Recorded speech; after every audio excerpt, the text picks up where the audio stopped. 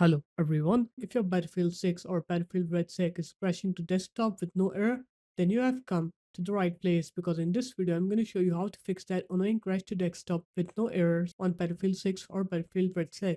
So the first thing you're going to do is you're going to go on to your game's platform, so either Steam or EA. So I'll show you how to do it on Steam. You're going to right click on Battlefield 6, go into manage here, and then click on to browse local files,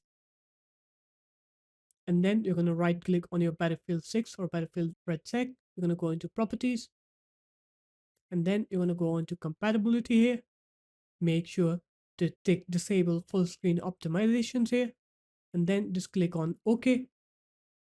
And after that, you're going to go ahead and click on play on your Battlefield 6, and you'll see that your game will work correctly and you won't have those crashes to desktop anymore. So there it is guys, that's how easy it was.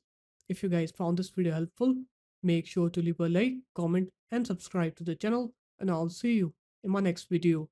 Peace.